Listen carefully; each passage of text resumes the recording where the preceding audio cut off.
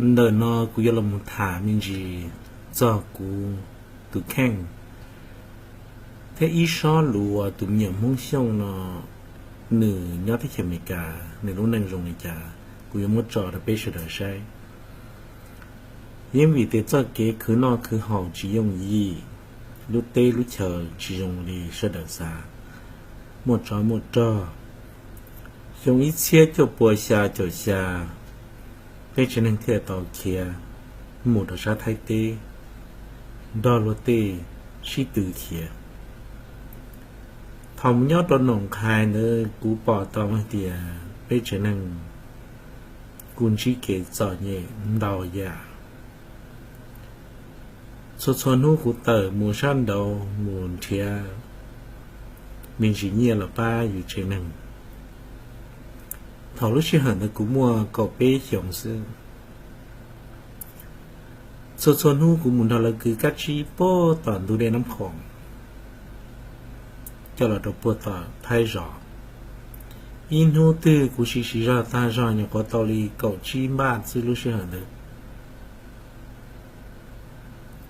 cụ thể là sai thì giờ cứ cách chi xương chạy tàu chờ cụ thể kia mù chia cho hông lử và mua ad lót thằng đó mà có giờ ad lót là chỉ cho tin này anh chị chế là có gà là cho khổng đó số thì cũng đó chấm giờ thay là mua ad lót ba nữa chỉ nu là cụ tàu đi bê cho tới ba chỉ mình cứ dùng rõ và cú lợi thiên này chỉ xa bị trời khủng đó số lúc chế sự vô linh đó tàu ý chồng bên họ tàu tua mình nhớ tới chợ Mỹ-ca cú tua mình sợ tới chợ Mỹ-ca nhớ tới lúc rõ Houston Texas nhớ tới lúc là Texas nữa mà một cái đối chung xưa nè Mỹ-ca đâu chờ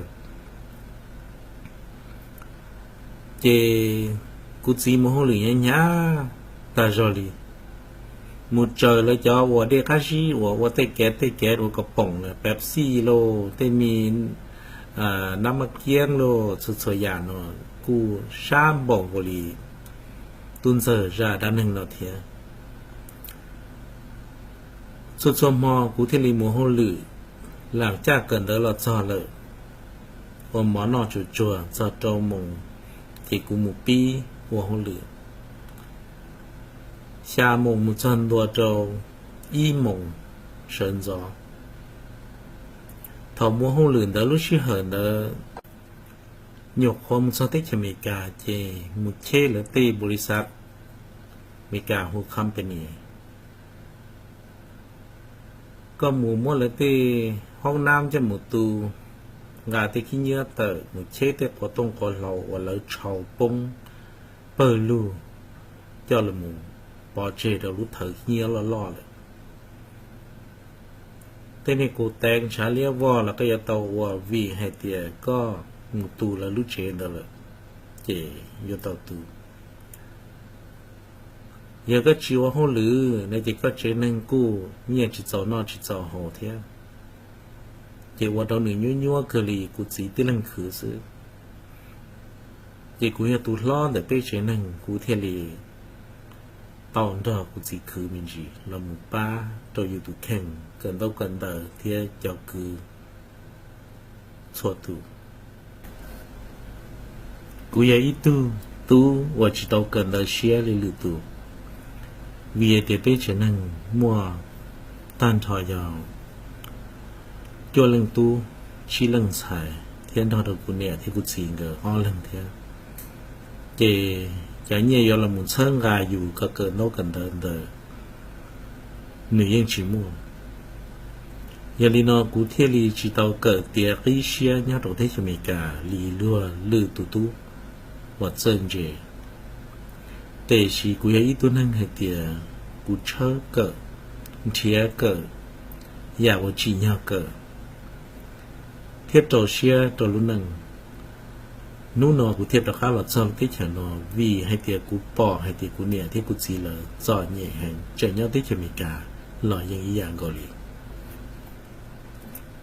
cụ bỏ tao hay tiệt bế cho nè chỉ cứ nâng trà cho phong dư số lần số tụ nhất tích hợp nó chẳng chơi cho kế cỡ thế chỉ bỏ can thế non thế họ cú thế là chỉ lúc bồi sát PS nó xa chỉ cho hay tiền lôi giống một cú chữ và lưu và liệt có cú và nhua có cú và chỉ tàu trở nên số lần số tụ tệ sĩ cú yên chỉ tàu chủ lý nó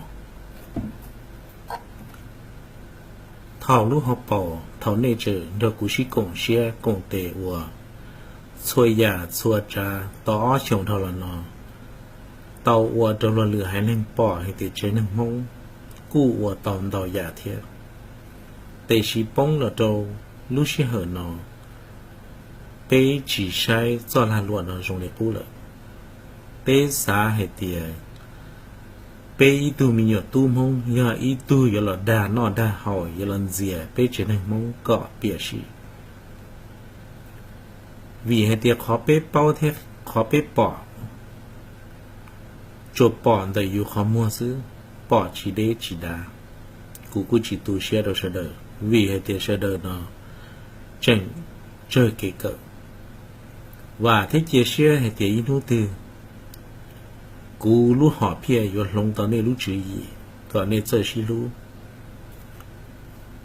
bêm hông bao chi chia chồng thâu lò lỡ bê yên cho từ chữ bự rồng đi nó vì hai tiệt bê nhẹ nhau bê trong bê hà để chỉ bê chỉ nhẹ chỉ khó theo qua đó bê lú nâng bông cá để chỉ vào trả cú xa hai tiệt cho loài nhà nó mua trong lần đầu tủ tu sợ lò mù bi khó luôn nâng rù rù lợ thế là tu dễ rù rù tua lợ bao ta rù rù tua lợ và thế chia sẻ thì inu từ nhà ô cú chỉ chê là do khó chê kia nó yêu ý ra cổ là do ý ra đã nâng chê kia là bê hải nâng mong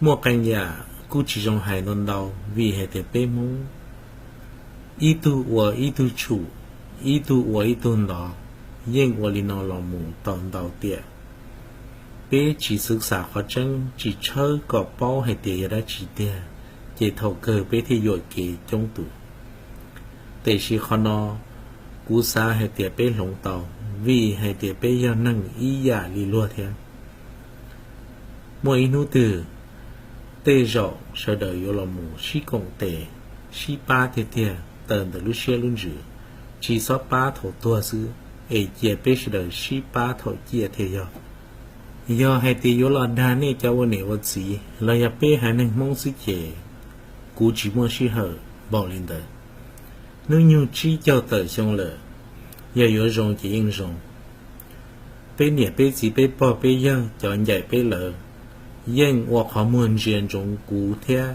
bế cho mong nó sẽ đợi vấn nâng tranh thiết chưa đa thiết thiên là gì nhà bế bỏ bế giờ bế nhẹ bế chỉ cho bỏ một tuần đua đá lỡ lấy yên riêng rồng hay tiệt cú vợ tiệt là vợ đa giờ lý nó cú chỉ tòn trai vì hay tiệt cú tranh tao hay tiệt này bỏ này giờ này nhẹ này gì số lần số tù nhà hồn đua đá yên riêng rồng cú là vợ luôn bồi sản nó thiệt ấy cú muốn cho lũ nó phát chế lý nóส่วนgì là nó bế họ muốn nung là giờ muốn lòng tuôn giờ là hai người cho lũ xe nửa lúc nâng nhắc tới cho mấy cả đó đâu nửa gì thế nửa chế nâng rồi đi cả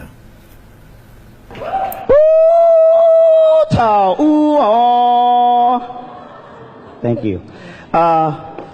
Thank you, Mo, for this nomination. If the video guys in the back, if you can zoom in on my name tag, I'm wearing my mother's name tag. Because when I registered for the dinner, they asked her, where does she work? What's her degree? Which university did she go to? Or whether she retired. And I put on there, Super Hmong Moms, Inc. Sao Lu Vu. Why? Ever since I was little, my mother told me, "Bên này biết gì? Là khi bên tôi giờ na, nhia bù cha, chim bảo chú ý bù pla, nhia bù cha, chim bảo chú ý bù pla." Translation for the young folks who don't understand the metaphor and the beauty of that quote: all the money in the world cannot replace the ideas, and I might even add the passion in your belly.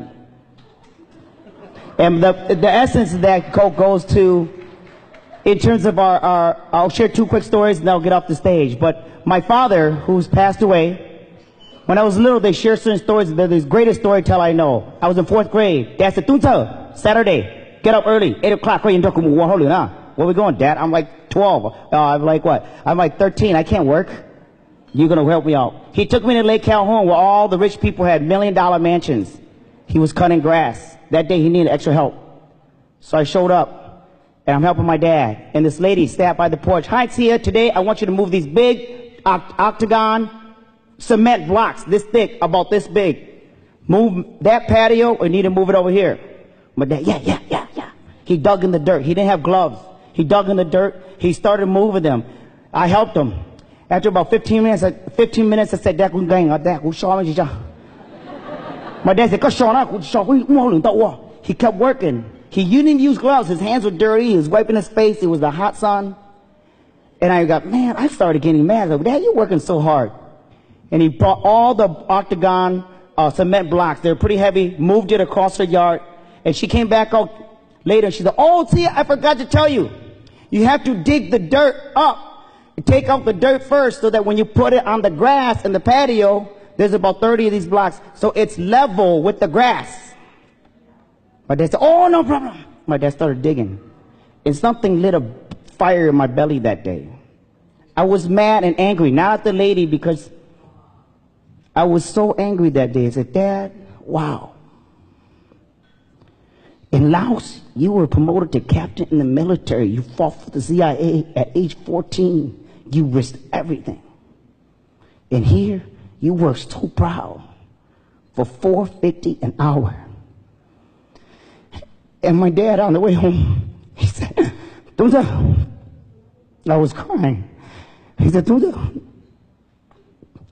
you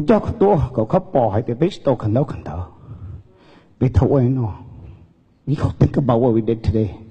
I did what I did because I never had the chance for an education. So I brought you so you can know what it's like. So I share that story because for every storyteller in our culture, in our families, whether it's a grandma, mom, uncle. I'm sorry, I'm a comedian. I should be telling you jokes, but that's not today. Well, for every person, our parents, my mother doesn't have a PhD, but the wisdom that she has, you can't not measure. It can't be measured by degree. And briefly, so this is to all the storytellers in our families. I say, what y'all, Nick, y'all, when you're seeing it, Nick, you're done name. Nick, they don't do better, they pay how, Nick, pay me a nung su, pay your go. Nick, look in G, pay a poach it out.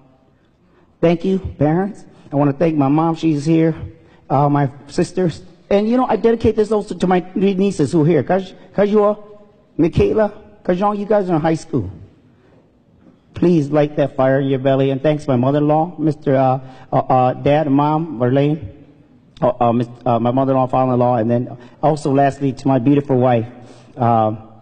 Thank you for your support and for being that fire in my belly. So, thank you.